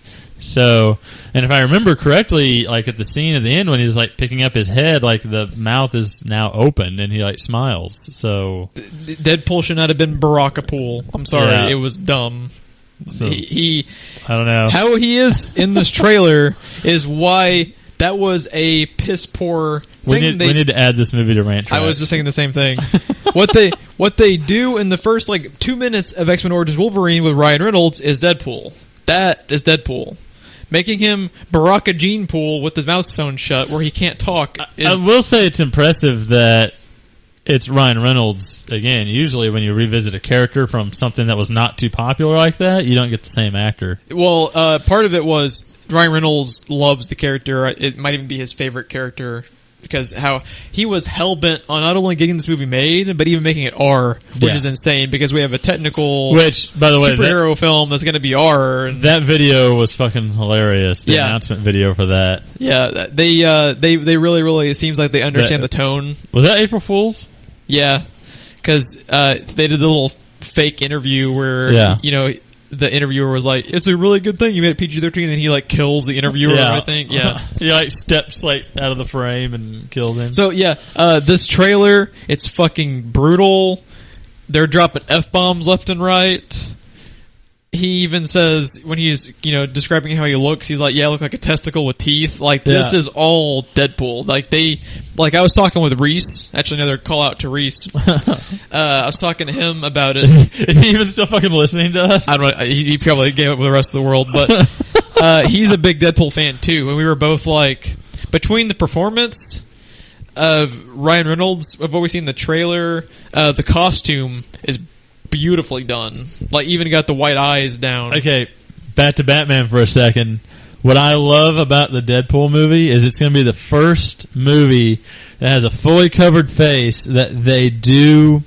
They emote the face. The emotions are through the mask, which to me gets us a little bit closer to a Batman Beyond movie. Because that was always one of the fears also was his face is completely covered, even the eyes. Yeah. And how does he emote? And Deadpool just fixed that. And Deadpool's the perfect one to do it on because he's, it's a ridiculous concept, so who gives a shit? They just make it, take it and go. That's their whole thing. This trailer was fucking hilarious. If you have to search for it to be able to see it because Fox, took down link after link after link. It took a while to find it, but try to find it if you haven't seen it because it is a really, really cool trailer. I think they really, really did a good job picking the Zombieland writers to do this because a lot of the Deadpool stuff too is breaking the fourth wall, and Jesse Eisenberg kind of talks to the viewer a little bit. They have stuff. Yeah, Zombieland did a real subtle a good job, subtle way of doing that. So it'd be very easy for them to just blatantly do it. I think they're crossing over to this really, really well. This was my favorite trailer to come out of Comic-Con after the Batman Superman one. You had me scared for a second, man. You see my head whip around when you said that? I absolutely love this trailer. And podcast over, son. I can't wait. I think this, man, next year is so much shit going down. Like, this year, all we got was a mediocre Avengers movie and hopefully a good Ant-Man movie, and next year we've got, like... There's Star Wars in there. No, just the comic ones. Okay. It was a really slow comic movie year. But yeah, we're going to move on to the next one. Speaking of some shit going down, this X-Men Apocalypse trailer looked pretty intense. And Ron, in his usual topical self, still hasn't seen the last movie. Nope. I was gonna, if that makes it any better. No. Came out like a year and a half ago. It really doesn't. The problem is, we were gonna see it, and then, like, Christina wanted to start from the first X-Men again, because she can't just jump in, so she has to watch them all. And it makes me sad, because if there was ever one perfect to do that, it is Days of Future Past, because they don't have shit to do with anything else. Like, right. It's all, like, just free for all. And just, at the time we were having the house built, and we were between you can make up your excuses. We just, we never got the chance to do it. But Days of Future Past was freaking awesome. You got to watch it once you get a chance. And I was kind of skeptical about that movie anyway. I was too, and I loved it. So, I mean... You really do got to check it out. But, like, it leads up to this new one, X-Men Apocalypse, and that real kind of grit they have going. Yeah. They have a little bit of that in Days of Future Past, but this one, they're really, like, it has a grim tone to it, and kind of cool, because usually the X-Men movies don't go too dark. Yeah, they're not exactly light-hearted, but they're kind of balanced between the two. This one seems like they're kind of leaning more towards the dark side of it, which, can be cool. They have Oscar Isaac. I'm not sure if you're familiar with him. No, not even the name. Have you seen in the Star Wars trailers the guy flying the X-Wing? They show him very briefly. Yeah, very briefly. He is one of those actors who hasn't really been in much, but all of a sudden starts popping up in like thing after thing after thing. He's kind of on a roll at the moment. So yeah, he's in Star Wars. He's in this as Apocalypse. He's they did what we were talking about earlier with Apocalypse. You're saying like how they kind of shrunk down Killer Croc. They have shrunk down Apocalypse, to make him work, because it'd be kind of ridiculous. He was actually like a 9 feet tall dude. You know? So, but at the same time, I mean, might work. I mean, he is a mutant, so yeah. They make him huge just because it's a comic, and they can make that work. But in the movie, there's no. His powers have nothing to do with his size, so it works for it. So, obviously, you still need to watch the previous movie, but you're looking forward to this one now. I thought it was a really good trailer. They kind of hook you a little bit. I mean, I'll see it. I mean, it wasn't anything mind-blowing. I thought part of it is you haven't experienced, like, okay, Days of Future Past is really almost a reboot, not even just a sequel. Like, they really did some shit in that movie to kind of revamp the universe, and it got me reinvigorated in X-Men, because I'm on record as 3's, not bad. It gets more shit than it probably deserves. Yeah. I really like the first two. I do not like the Wolverine movie. I actually don't like either one of the Wolverine movies. I still need to see the other one. Why are we even talking about this shit? You haven't seen any of these movies. Phil gave it to me for like 6 months, and then he asked for it back. So I was like, here you go. It was one of those things we had to start from the first X-Men, so... He's face-palming people. He's doing the South Park face-palm meme. Okay, once you're able to actually get caught up on the shit we're talking about, I think you'll be a little more excited. How are you shocked I'm behind? Alright, that's going to wrap up the Marvel section of this, guys. This is going to end up being a 3-hour podcast. Now we're on to the miscellaneous section. Which is longer than the other two sections. But less to talk about, because we talked about Batman Superman for like 3 hours. I don't know, this next one here we could be talking about. So with the Star Wars portion of Comic-Con, it was a little bit of a letdown. And I was kind of disappointed in JJ. They didn't have a trailer. What they did have was a behind-the-scenes featurette type thing. You'd kind of see it like a DVD usually. Mm-hmm. And, a lot of cool stuff they show. They show some more creatures you haven't been introduced to. That's a really cool shot of that TIE fighter. Yeah, they have a crashed TIE fighter in it, and they have a lot of cool set designs they're showing, but not a trailer. And that's what you're... I mean, we really can't complain because that last one they showed was pretty mind-blowing. Yeah. And they released that super far in advance, even before they even... That trailer easily could have been here, but they were like, fuck it, throw it out there. I appreciate that. We got to see it ahead of time. It's more appropriate at the Star Wars celebration. Yeah, so. Yeah, that's true. I forgot. You and your logic, dick. I forgot it was part of the Star Wars celebration. It wasn't just uploaded. That was my bad, dick. And they didn't show any footage, but they did show some of the... probably the biggest thing I love about what they're doing with Star Wars is actually just doing practical effects for the first time in freaking forever. That's I think that's really going to help the look of it, make it look more Star Wars and less cartoon. A lot of get some cool shots of the actual X-Wing and Millennium Falcon sets they made. But it was a little disappointing. I was let down too a little bit that we didn't get to see any actual footage. Yeah, and it's Comic-Con. And I could understand maybe not a lot of new footage, but there's been a lot of trailers out there that have been done before that it's the same footage again, but jumbled up differently, and it still works pretty good. Just something. The behind-the-scenes stuff, JJ's really pushing the practical effects thing is the point of releasing this. He's really pushing that. They're trying real hard. They're doing... I love that they keep showing Simon Pegg in this after his meltdown about how sci-fi is evil, but that's how he made all his money, and he's in Star Wars. Anyways, but yeah, I don't know. I get that he's trying to sell the practical effects thing, but we've already had a little snippet on that. We've already had a little trailer on that. Well, what I think they should have done is still have this featurette. And what I'm about to say would have taken them no time. Have a 15-second trailer of just Luke and Leia talking.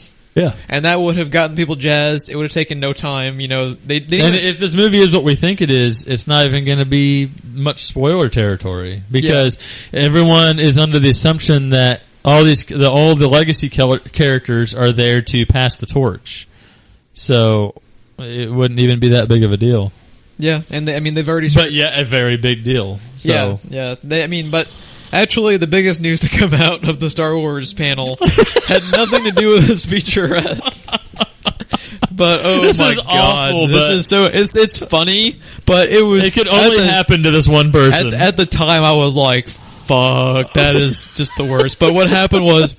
So, they end the Star Wars portion of this, and JJ's like, so guys... We got this cool thing we're going to do. Do you guys like the music of Star Wars? Of course you fucking do, because it's the Hall H Star Wars panel. Right. What we're going to do, we're going to take everyone in Hall H, all 6,500 of you.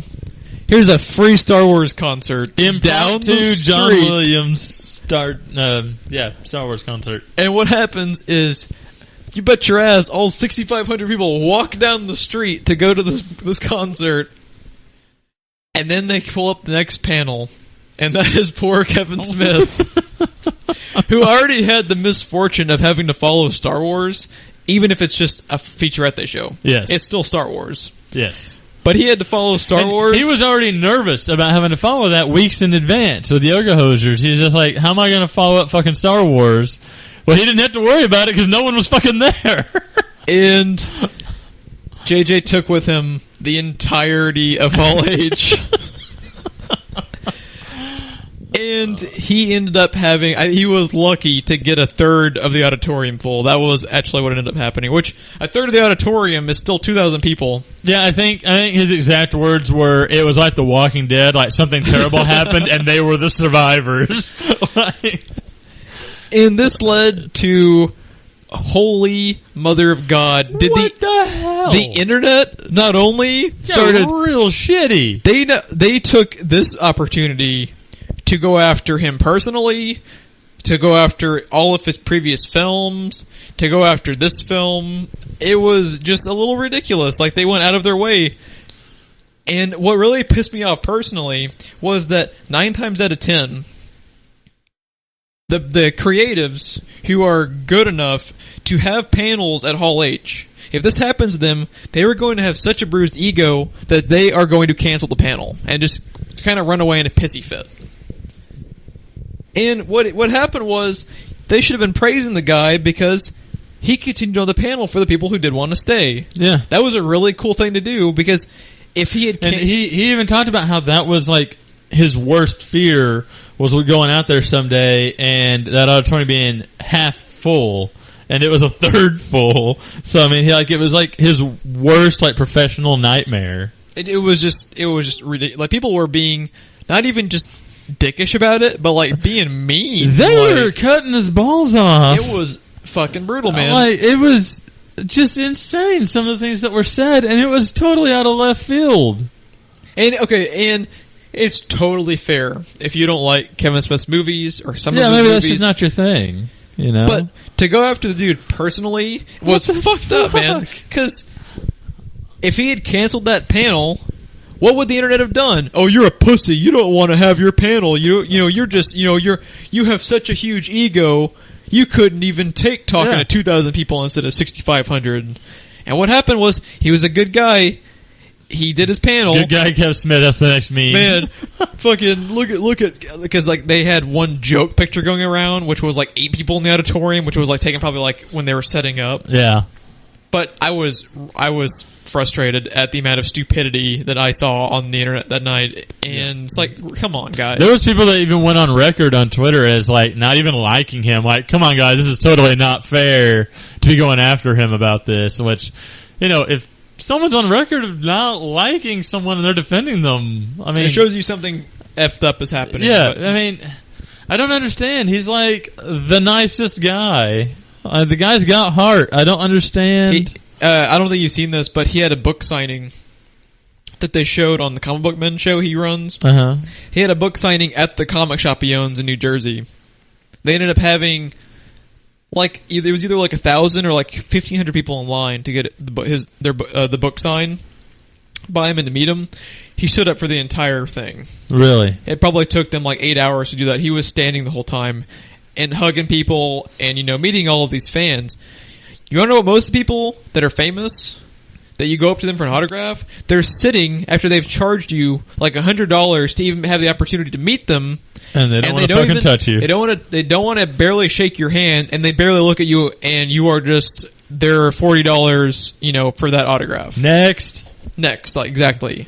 He was nice. Now serving number 42. So it's like, it's totally fair if you don't like Kevin Smith's movies, but the dude is genuinely what appears to be a nice dude, and for the whole internet to just be dickish about, or most of the internet to be a dick to him personally, it was just ridiculous. The internet was a dick? And this was even bad. I mean, even for internet standards, this was bad. It's just depressing sometimes. I think the internet is so awesome and such a beautiful thing in some ways, but good I have Lord. to say, as awful as it is, though, one of my favorite parts of listening to him talk about that was how he's trying to limp along in his own panel, and he can hear the Star Wars music through the wall.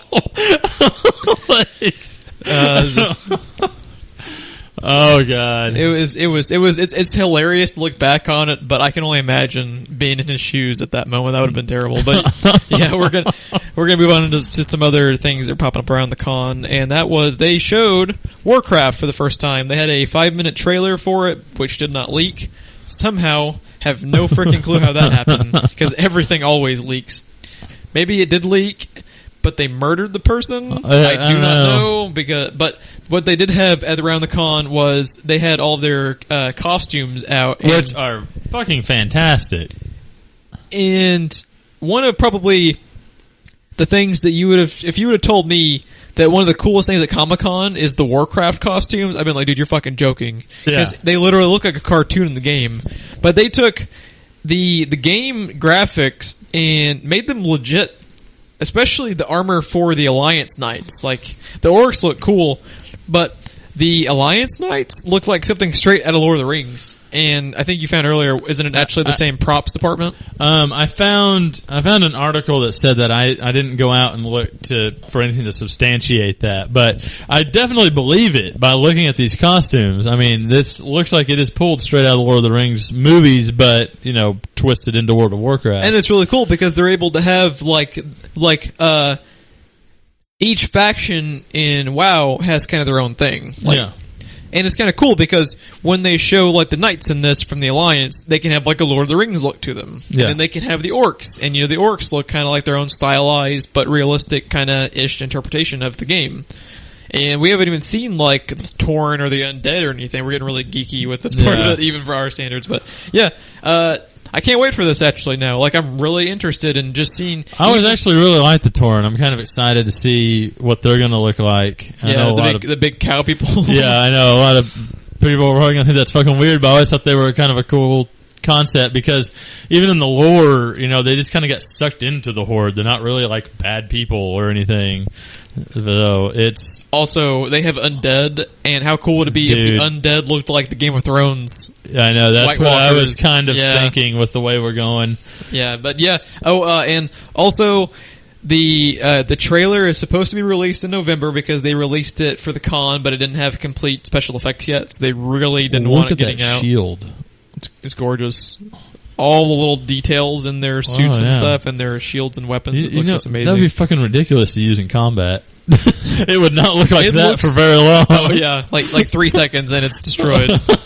And he also said the director Duncan Jones says that they have a script kind of in place in this first one that can lead to a trilogy. Yeah. So they were going all out with Warcraft. Like, you can tell, like, the amount of budget that went towards this. I'm shocked. For a video game movie. I'm shocked. Is huge. Because usually they look... And Blizzard. Yeah. Too. I mean, it's not... it's not like one of the Rocksteady Arkham things, it's not Grand Theft Auto, it's not one of the major production things. Like, Blizzard's a big company. World of Warcraft, it was a big deal, but it's still a Blizzard game getting this level of Hollywood treatment. Yeah, they are one of... What they are is they're huge for gaming, but they're not one you think would branch into movies as much as it has. Yeah, it's... Because, I mean... Even though they made a Pixar movie game. Let's not get into that. Alright, next up, we actually have a trailer to talk about, so it means it's probably going to take us 35 minutes to get through this topic. But Fear the Walking Dead has its first trailer release, and one thing I said when we were watching it earlier is it almost feels like Walking Dead the movie. Yes. I don't know if it is just their trailer for Comic-Con and then making it kind of look spruced up, but to me, the cinematography actually looks more movie than it does TV. The title makes more sense in this too. Like, I've heard some people knocking the title, like saying that it's just a stupid name and they're just trying to scream spin-off and stuff. Like, why wouldn't you cash in number one on the Walking Dead title? They have to have the Walking Dead in the title. But number two, like, The Walking Dead is not so much horror as it is like survival and I guess, I don't know, suspense isn't really what I'm looking for, but kind of thriller, I guess, and survival. But this screams Romero. Like, it looks like a merge between like 28 Days Later and Romero. And yeah, it's almost like it's a totally different tone from The Walking Dead, but it's the same world. It's almost like you gave Robert Kirkman a Romero-style miniseries. Yeah. And I'm totally freaking down for that because Robert Kirkman, out of any comic property made up in the last 20, 30 years, Walking Dead is just about as big as anything. As cool as this trailer is, though, that first 10-second trailer is what fucking hooked me, dude. The way that was, with the way that was done, that was that's the way trailers need to be, in my opinion. But this trailer is pretty good, and it actually gives you a feel for the show. And I mean, this is more intense, and it has more. It seems that at least this trailer has more action and more horror to it. It has more of a horror feel than The Walking Dead has. Yeah, like you said earlier, the biggest thing it makes me think of is probably 28 Days Later, especially that church scene in the trailer. Yeah. Because that's the biggest oh fuck moment in the 28 days later. This is also coming out much sooner than I thought it would be. I assume it's August. It's what is it? August 23rd. What I thought they were going to do is what HBO does. Is I thought this was going to premiere following The Walking Dead premiere for the season. Because that's usually what HBO does. That's, they kind of use their big rating thing to jumpstart the next thing. Yeah. That actually shows a little bit of confidence they have in this. They're airing it out on its own. Yes. Because the thing following Walking Dead, whatever the hell AMC puts up, is going to have good ratings because people aren't going to turn off their TVs from watching the biggest cable network show. You know what I mean? Like, it automatically, by default, gets ratings. So, for them to throw it out in August, I think they're feeling pretty good about it. It looks good. Looking forward to it. I'm pretty excited about it. Like I said, that when I first heard it, I was like, I'm cautiously optimistic for once. Optimistic and not pessimistic. But that first trailer fucking hooked me, dude. If you can do a trailer that beautiful, I don't care if your show sucks. I'm there the day it premieres, So, yeah, that's pretty fantastic. But we got to move on to Outcast, which looks interesting to me. Is the next Kirkman show to be made. Yeah. Dude, Robert Kirkman, he's on a roll. He has, Walking Dead hit huge, biggest cable show. They make a spinoff of that. He makes another comic. This comic, before the comic came out, was greenlit as this TV show. Yeah, it's Robert fucking Kirkman. That is insane. I also put a little note. When I heard that this was going to be a TV show, I bought 3-issue ones. So I'm hoping this hits big so I can sell the other two on eBay. Because your podcast career is going so well. Yeah, I could use a little extra cash because the comic I've read about 5 or 6 issues. I think it's about 10 or 11 total so far. Very interesting. It's kind of cool to see him do supernatural stuff, because obviously zombies are zombies, but Tim can do straight up supernatural horror with demonic possession. Yeah, has been pretty interesting. It was at Cinemax, yeah, and at Cinemax, like they can already show a lot on AMC. You can show whatever the fuck you want on Cinemax. Oh yeah. This is probably gonna be their Game of Thrones. That's probably what this is gonna end up being. It's with less dick. I can't help but think of the stupid South Park episode. Oh, if you have not seen the Black Friday Bundaroo, the Black Friday South Park episode that's done in Game of Thrones style, please look that up. It's 3 parts. It's fantastic. Yeah, the best thing and the most genius thing is the mall security being the Night's Watch. It's incredible. Next up to come out in our topics is Doctor Who had a trailer for season 9, and Ron can't watch it because imagine that he hasn't fucking caught up on the show. I'm trying. Okay. In your defense, it's not on Netflix. Yes, it should be soon. X-Men has been on DVD for like 10 years. You don't have an excuse in that one, but I will give you a pass on this one. I don't have a TARDIS, Jeff. I will talk about it vaguely because I don't want to spoil it for Mr. Ron. But is that distracting at all? Really, like you could watch it. They really don't spoil much because it's a whole lot of imagery being shown, but not a whole lot of details giving out about what's happening. Well, one of the reasons I really don't want to watch it is all I have seen of Capaldi is, do you know how to fly this thing? And then credits. And you want to go into kind of fresh? Yeah. One thing I can talk about, though, is it looks like the budget was... I mean, don't get me wrong. I saw Capaldi as like a Roman in the earlier season, and then I saw him as a total douchebag in Torchwood, but that's the Doctor. All I've ever seen is do you know how to fly this thing. You want to go to it fresh. The budget was already pretty high for a TV show, on the BBC network, but it looks like it got raised again. Now, again, I don't know if this is just because of their con trailers and them putting more, maybe color correcting into it or something with the cinematography to make it look better, but it looked like their budget got raised again because this looked like a Doctor Who movie than it did more so than a show, which I'm all for. I love when they're able to, with these TV shows, make them look like movies and make them, look a little bit more... Christina's been watching Doctor Who. We've been going back through them, and she's been getting into it. And when you get into season 3, And the TARDIS is actually flying through the city and is going down the highway, like bumping into cars and stuff. I was like, doesn't this just blow your fucking mind? Yeah. It looked so goofy back then. I mean, they have come so far on their special effects. It just blow your mind. Season 1's kind of rough. Now, the way this isn't a spoiler because you can kind of guess what they were going to do. The way that they... It kind of just goes to show how big Game of Thrones is. All they do is show Arya's character for like 2 seconds, and the crowd's like, "Oh!" When it was already announced a long ass time ago that she was going to be on a Doctor Who episode. She's literally the ending of the Doctor Who trailer is freaking Arya just because of Game of Thrones. Yeah, it looks great. You really got to watch season 8 so we can go back in more detail. Yeah, it's like middle. That's Netflix's fault. It's got to be coming out soon because this airs in like September. Yeah, so I'll be setting that to record, and then I'll have them when I marathon season 8. I'm curious what you think of the Capaldi season because...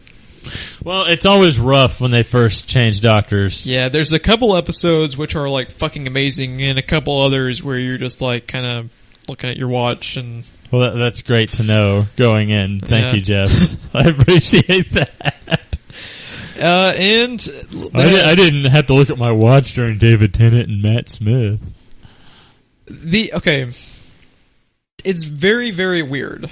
I won't go into any spoilers, but you know, I've told you my feelings. I just don't like Clara as a companion. You like her more than I do, it looks like, from what you've been saying about the Matt Smith one. Well, I think it's because all I heard about was how horrible she is. Was how much you couldn't fucking stand her and how she's basically Laurel for Doctor Who.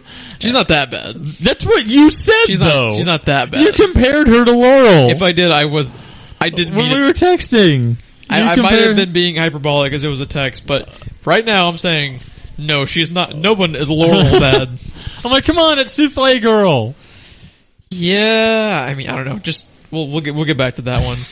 I'm sure we can actually probably do with Doctor Who getting big again. We can do a commentary on that at some point on something. Day of the Doctor, dude. Yeah, that'd be a good one. I love Day of the Doctor. I've watched it again recently. I fucking love Day of the Doctor. I need to rewatch it. I've only seen it the once. The next that'll be a Ramble Tracks, not a Rant Tracks. Yeah, for sure. I'm trying to plug these names since we just came up with them. Plug them to no one listening right now. Yep. The next trailer that we would like to talk about is Ash vs. Evil Dead, and I think we've gone on record as you've seen the second one. You liked it. I am a big fan. I've seen all three of them multiple times. This one, this TV show looks like they're kind of blending Evil Dead 2 with Army of Darkness, which is genius because those are always my two favorite ones. And it's a really funny trailer. Really nice to see Bruce Campbell back. That's kind of disturbing. That's not. It's a show about fucking demons, but the most disturbing thing is the girdle. I love Bruce Campbell though. I don't know who all is. The hair is strong with him again.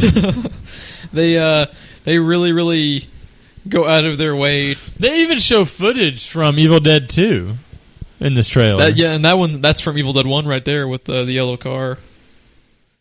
They go into. I think they actually show him cutting off his hand. Right? They do. Yeah. I can't wait for this freaking show. Don't know how I'm going to watch it because it's on Stars, but I will find a way. Wow, we were being really bad about talking during this one. Yeah. We're really glued into Evil Dead. Well, it's a good trailer, man. Very good trailer. But yeah, and I like how they've done the progression. They're not pretending like this is immediately after Army of Darkness or anything. They're, he's telling a story. This happened years ago. I love when they do stuff like that because how do you explain his age if it just took place after? Yeah, things like that. Like Indiana Jones was Crystal Skull's 20-something years after Last Crusade, and in the movie time it was 20-something years after. Like I love when they do stuff like that. And it's very Ash for him to just be. Sorry, just the bottle with the broken bottle. Well, yeah, this is this was sharpening it. This was officially released to YouTube, so definitely look up even if you have never seen anything Evil Dead ever. I think it's a funny trailer and kind of stands on its own. Yeah, no, this is going to be fucking fantastic. Super excited. It's every bit, and they even have a little like Hellraiser looking thing at the end of it, where it's like Jesus, like, even for Evil Dead, usually. And the eyeless thing that it just showed, that was very. You need to see Odd Thomas. That was very kind of reminiscent of Odd Thomas.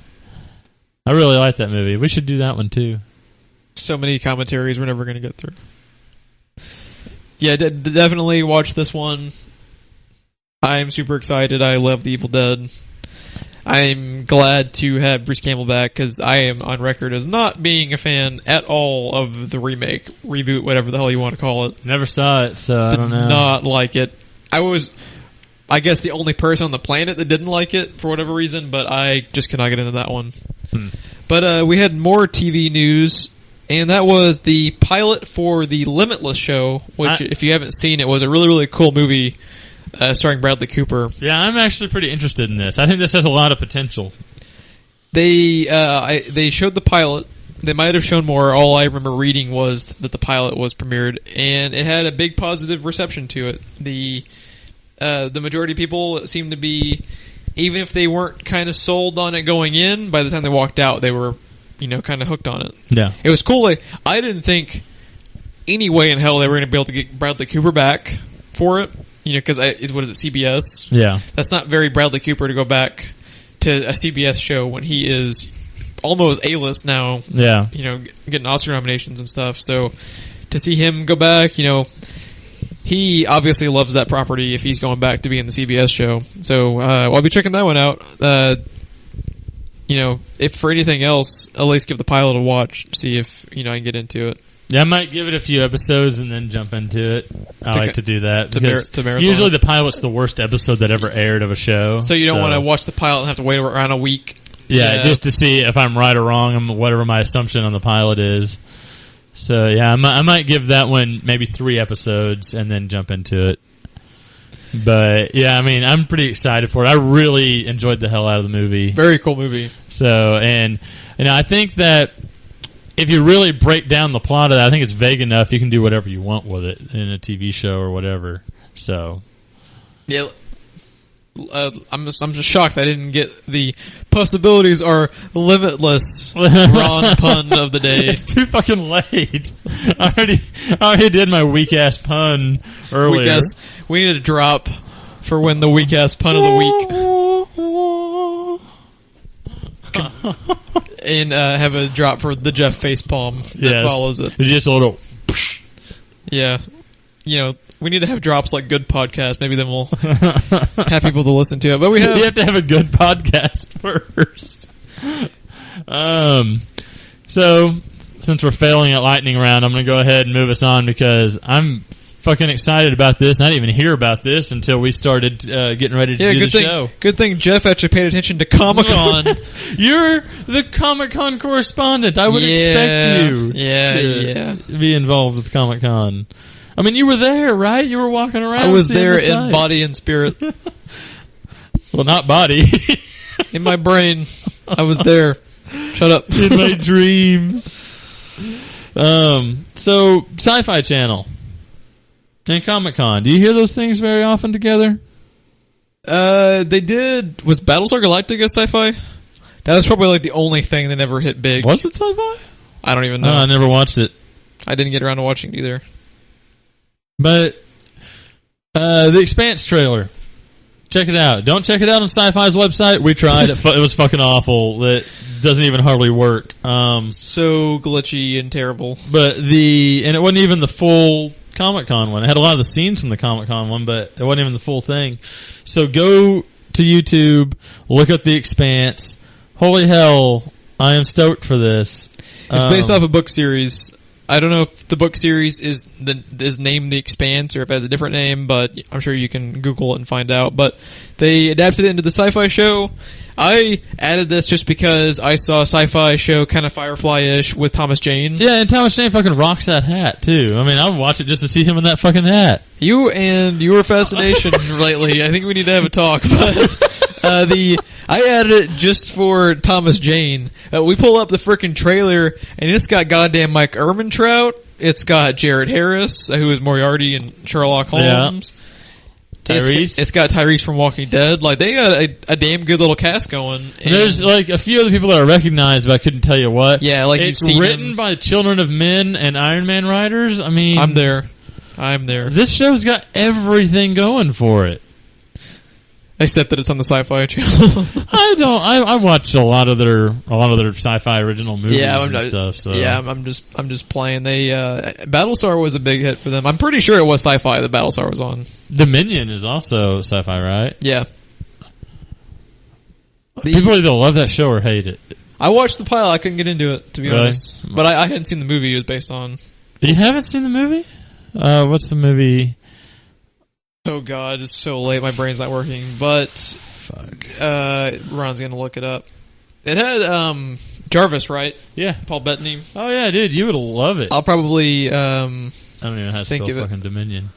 It's too late. I'll probably think of it once you are able to get. You've probably been quicker to go to IMDb. Legion.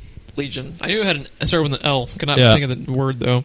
Which, I Am Legion makes total fucking sense if you're gonna do something in Bible world. Yeah, dude, you need to see fucking Legion. That was a damn good movie. My dad... I was too busy watching X-Men and Doctor Who. My dad can't get into stuff like that. That's why I could never get him into Constantine, even though I knew if he'd just sit down and watch it. But like Heaven and Hell, he has a hard time kind of getting into, even though he's not like all that religious or anything. But it being the fact that it's not even hell trying to wipe us out, it's heaven wiping out humanity, just didn't appeal to him. But it's a cool fucking movie, dude. Basically, Jarvis is the only angel trying to save humanity. So I really like Paul Bettany. I'll probably like it. Just see Jarvis. He's very, very bloody Vision in that movie. Actually, like I totally forgot when he was announced his Vision that he was in Legion. Like, good job. It would have made. Like at first I was like, oh, Paul Bettany, yeah, that'd be a good pick, but I can never think of anything that would really like. Priest doesn't scream Vision, but it was also he was the voice of Jarvis, so you knew where they were going with that. Yeah. So, but he's very rated R. Bloody Vision. I can get behind that. Yeah, we'll have to check that one out. But yeah, no, The Expanse looks great. Mike Ehrmantraut, especially. Yeah, Thomas Jane, Mike Ehrmantraut, dude from Walking Dead, and it's kind of Firefly-ish, so I'm there. Yeah, I will watch it for sure.